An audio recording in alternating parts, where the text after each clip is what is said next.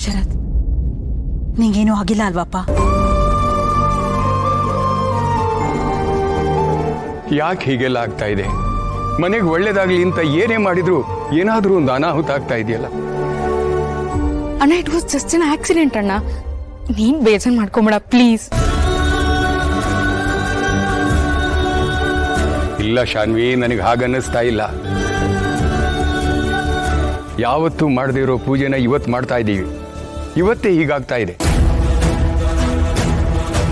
ಮೊನ್ನೆ ನೋಡಿದ್ರೆ ಮನೆ ತುಂಬಾ ಗ್ಲಾಸ್ ಪೀಸ್ಗಳು ಬಿದ್ದಿತ್ತು. ಸುಮ್ಮನೆ ನೀವೇನೇನೋ ಯೋಚನೆ ಮಾಡ್ತಾ ಇದ್ದೀರಾ.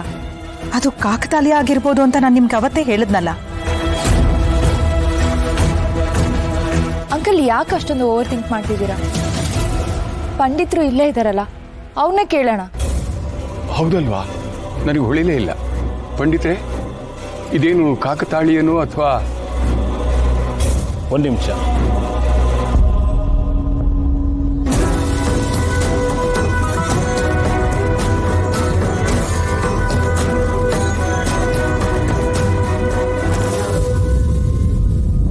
ಇದು ಕಾಕತಾಳೀಯ ಅಲ್ಲ.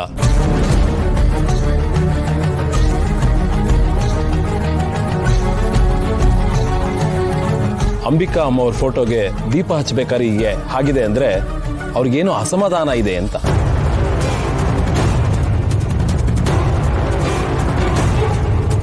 ಏನ್ ಹೇಳ್ತಾ ಇದ್ದೀರಾ? ಹೌದು, ಆತ್ಮಗಳು ಈ ರೀತಿ ತಮ್ಮ ಅಸಮಾಧಾನ ನಾವು ಒಂದೊಂದ್ಸಾರಿ ತೋರಿಸ್ಕೊಳ್ಳುತ್ತವೆ. ಅಯ್ಯೋ, ಇವ್ರು ಯಾಕೆ ಈಗ ಮಾತಾಡ್ತಿದ್ದಾರೆ? ನನಗೆ ಯಾವ ಅಸಮಾಧಾನ? ನನಗೆ ಅಸಮಾಧಾನ ಇದ್ರು ಅದು ಈ ಮಾಯನ್ ಮೇಲೆ ಮಾತ್ರ. ಶರತ್ ದೀಪ ಹಚ್ತಿದ್ರೆ ನನಗೆ ಯಾಕೆ ಅಸಮಾಧಾನ ಆಗತ್ತೆ? ಅಸಮಾಧಾನ ಅಂದ್ರೆ ಅದೇನು ಅಂತ ಸ್ವಲ್ಪ ವಿವರವಾಗಿ ಹೇಳ್ತೀರಾ? ಅದರಿಂದ ಏನಾದ್ರೂ ಪರಿಹಾರ ಹುಡುಕ್ಬೋದಲ್ವಾ? ತಮ್ಮ ಹತ್ರದವರೇ ಯಾರೋ ತೊಂದರೆ ಕೊಟ್ಟಿರ್ಬೋದು ಅನ್ನೋ ಅಸಮಾಧಾನ ಇರ್ಬೋದು.